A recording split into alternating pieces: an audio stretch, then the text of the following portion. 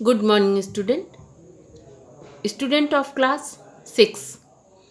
बच्चों, आज हम संस्कृत में खष्टः पाठ, जिसका नाम है समुद्र तटः नामक पाठ का अभ्यास कार्य करेंगे। समुद्र तटः का तात्पर्य है समुद्र का किनारा। कल हमने इस पाठ का आपको हिंदी अनुवाद बताया था और आज हम इस पाठ का अभ्यास कार्य करेंगे। तो आइए पहला प्रश्न देखते हैं। पहला प्रश्न क्या है? उच्चारणम कुरुत, अर्थात कुछ शब्द दिए गए हैं, उनका आपको उच्चारण करना है। तो आइए देखते हैं। उच्चारणम कुरुत। तरंगय, तरंगय, संगम, प्रायदीप, मत्स्यजीविन, त्रिशीषु, बंगोपसागर, विदेशी पर्यटकेभ्य वैदेशिक व्यापाराय, चंद्रोदय। ये इस पाठ के कुछ कठिन शब्द हैं जिनका आपको उच्चारण करना है। ठीक, तो आइए अब दूसरा प्रश्न देखते हैं। क्या है दूसरा प्रश्न? अधोलिखिता नाम प्रश्ना नाम उत्तरम लिखत। अधोलिखित प्रश्नों का उत्तर आपको लिखना है। जो प्रश्न नीचे दिए गए हैं उनका आपको उत्तर लिखना है। जनाम का भी जल विहारम कुर्वन्ति। लोग किससे जल विहार अर्थात घूमते हैं या जल विहार करते हैं? तो उत्तर है जना नौका भी जल विहारम कुर्वन्ति।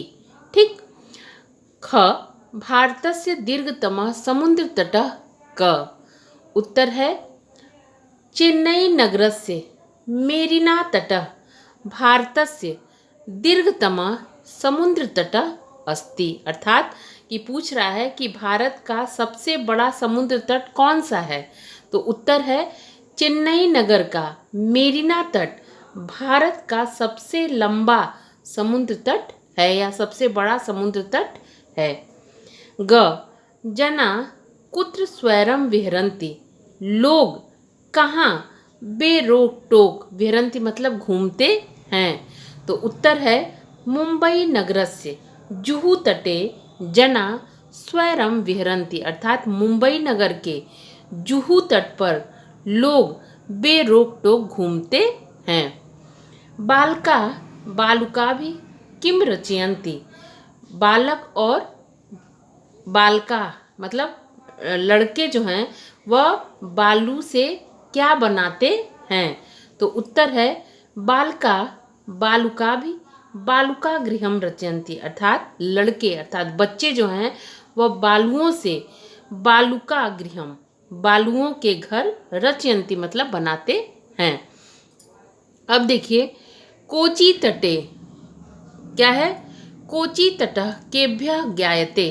तो उत्तर है कोची तट मतलब जो केरल का तट है वो किस लिए जाना जाता है? तो उत्तर है कोची तटः नारिकेल फलेभ्यः ज्ञायते। कोची तट नारियल के फल के लिए जाना जाता है। ठीक, ये आपका पहला और दूसरा प्रश्न हुआ। अब तीसरा प्रश्न क्या है कि आपको तीसरा प्रश्न जो है वह बुक में ही करना है।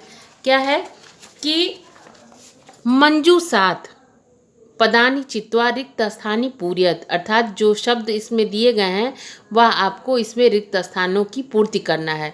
तो तीसरा प्रश्न है कन्याकुमारी तटे त्रयाणाम सागराणाम संगमः भवति। क्या भरेंगे आप? क में संगमः भवति। ख भारत देशः इति कथ्यते।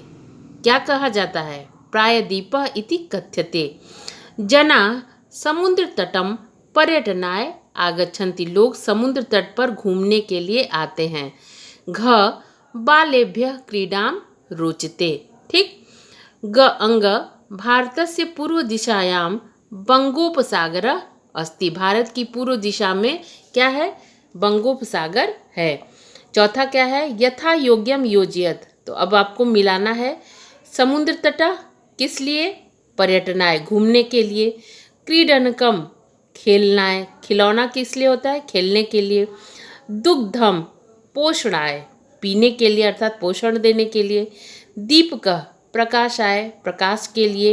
विद्या ज्ञानाय विद्या किसके लिए होती है? ज्ञान के लिए होती है।